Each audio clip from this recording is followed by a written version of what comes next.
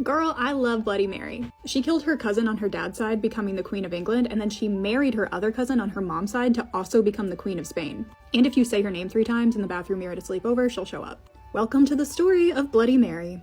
Also known as Queen Mary I and the most royal-born Tudor child. She is the only surviving child of King Henry VIII and his first wife, Catherine of Aragon. She's the granddaughter of King Henry VII and Elizabeth of York, and she's also the granddaughter of King Ferdinand of Aragon and Queen Isabella of Castile. She is the most royal-born baby in the entire Tudor dynasty. And she lived from February 18th, 1516 to November 17th, 1558. She was born 7 years into her parents' marriage, and she was welcomed by the entire country. Everyone rejoiced at the birth of little Mary, because it was exciting to have the new princess, but also because it meant a promise of future heirs. And since their oldest child was a girl, and England had never had a queen rule in her own right, the idea with Mary was always that she was going to be married off well, with the idea that if it came down to it, her and her husband would create a new heir for England. And because of England's position kind of in the middle of a bunch of European superpowers, the marriage of the English princess was a powerful tool for Henry for negotiations and allies. And he starts that game immediately, of course.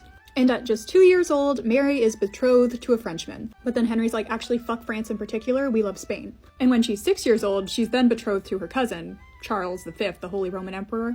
But that gets blown to pieces when he marries the more age-appropriate Isabella of Portugal. But marriage arrangements aside, Mary's mother, Queen Catherine, put a large emphasis on women's education, and both Henry and Catherine adored the young princess and wanted to give her the same level of preparedness that any Prince of Wales would have received. She was instructed in English and Spanish, in fundamental Latin, the official language of the church. She was taught music, dance, all under the guide of her mother, Catherine. And Catherine's own mother was an incredible Spanish queen and military commander. And for most of Mary's childhood, her parents are happily married.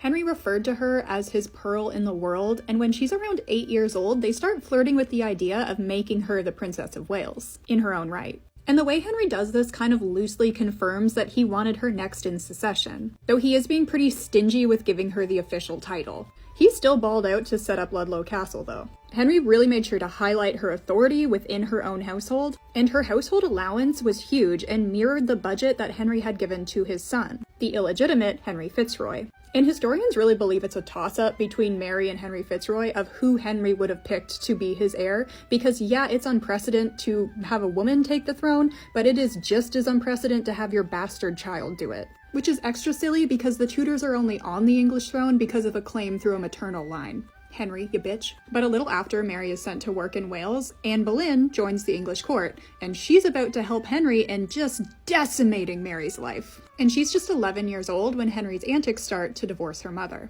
I have a whole video on it in the playlist, but basically, Henry thinks he has no legitimate male heirs because God is mad at him because him and Catherine broke biblical law. And because of how well connected Mary's mother Catherine was, coming directly from a powerful European dynasty, Henry ended up separating from the authority of the Pope and named himself the head of the New English Church. He named Thomas Cranmer as his new head archbishop and was able to grant himself a divorce from Catherine. And shit all over the only life Mary's ever known by marrying Anne Boleyn. And Catherine's so pissed. She's like, you are such a dumb, ugly fuck. You really think God is gonna be okay with all of this? I am your wife in God's eyes, and I always will be. There's not a fucking thing you can do on this mortal earth to change that, you bitch boy. And Henry is so mad that Catherine won't just roll over and die and join the nuns that he retaliates by forbidding Catherine any communication with her daughter Mary until she submits to the nun life, which throws Mary into an intense depressive spiral. She gets really run down and in true Tudor fashion has a plethora of health concerns, which would continue to plague her throughout her whole life. And right now English Catholics are appalled by the treatment of Queen Catherine. And then the Pope talked to God, I guess, hit up Henry and was like, hey buddy, spoke to the big man, you need to immediately separate from that Protestant whore Anne, and also any children you have with her are worthless, so just keep that in mind, XOXO, smooches. And the Catholics are like, exactly. Henry doesn't care, and in 1532, Catherine and Mary haven't spoken in over a year. Anne and Henry are publicly together, and Mary essentially has to watch her father humiliate and replace her mother, but also in her eyes, damn the court, herself, and the English subjects to the wrath of hellfire and all their souls for all of eternity.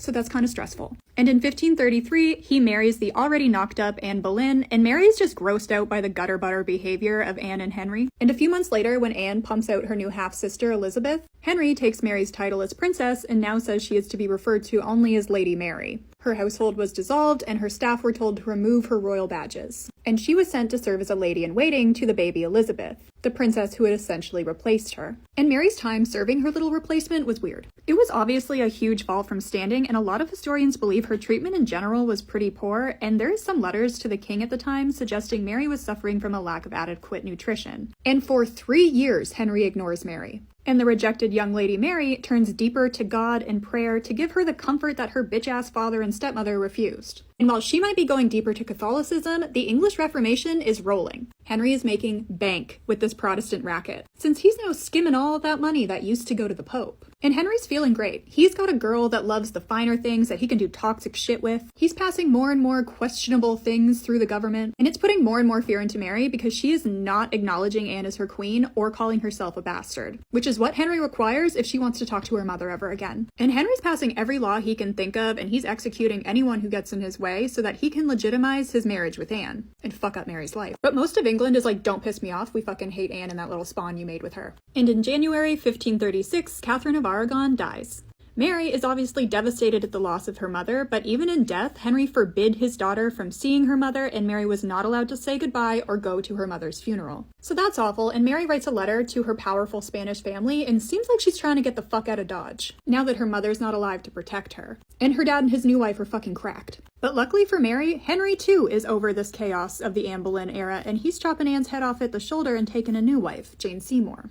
Mary feels a lot safer with Jane Seymour as queen, and the 20-year-old Mary writes her father a letter trying to repair their badly broken relationship. And that ugly, crusty, dusty, maggot-infested Thomas Cromwell replies, and is basically like, either give up your line in secession and stop being Catholic, or the king's gonna kill you for treason. And so she was strong-armed into signing an oath to her father, King Henry, at the sake of her eternal soul. But when she came back to court, she was treated warmly. She was given her own chambers, and now with Anne gone and her sister Elizabeth also being named illegitimate, it put them on more of an equal playing field and allowed them to build a relationship. Mary and her new stepmother, Jane Seymour, also had a lovely bond. And with the families somewhat back together as a unit, England goes fucking crazy at the birth of Henry and Jane's son, the new heir to the English crown, Prince Edward. Mary loved her new baby brother, and she served as his godmother. But if you thought that Mary was gonna get to enjoy this newfound family bliss, you are a fool. Because Jane Seymour friggin' dies. Mary serves as the chief mourner at her funeral, and Henry is sad as hell and doesn't remarry for like 2 years. And when he does wed again, it's to the German Anne of Cleves. And Mary's now 23, unmarried, and a little bit blown for options. She can't marry an Englishman below her status, and marrying another country's royal prince is great, but with how friggin' backwoods England is, there is a fear that if she was to produce a royal male heir, that they might push to have her bloodline put back on the English throne. They don't want anything too powerful. And in enters Anne of Cleves' cousin, a little duke with a marriage proposition.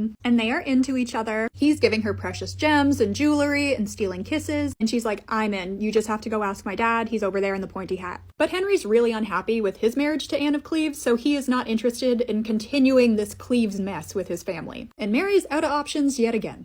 And yeah, Henry might not have loved Anne of Cleves, but he did keep a close friendship with her, and so did Mary. But then King Henry went and married a teenager, and that really pissed Mary off because, like, what the fuck is that, Dad? And then Henry chopped that girl's head off. And around this time, he also brutally executes one of Mary's friends / cousins, pretty much just for being too closely related to them, and then that gets botched and turned into a jigsaw trap. So Mary is really not on the same vibes as her dad right now. But then Henry marries his final wife, Catherine Parr, and it all kind of starts to level out again. The family become besties again, and her bastard sister Elizabeth get restored to the line of succession behind their little brother Edward. But then Henry's new wife starts publishing all these prayer books, and Mary's like, she's a freak. And then in January 1547, Henry dies. And now her 9-year-old brother is king. And if you want to know how that went, look in the playlist below. And Henry left all his kids an absurd inheritance of households, properties, cash, and of course their right to the line of succession. Meaning if anything were to happen to the only boy, Edward, before he was able to have a child, the crown would be inherited by the oldest girl, which was Mary. And with Henry gone, Mary is in her hot girl era. She's rich, she's popular, and she's living her best life on all of her estates. And England is getting fucked up with her little brother on the throne, so she is staying just far away from that.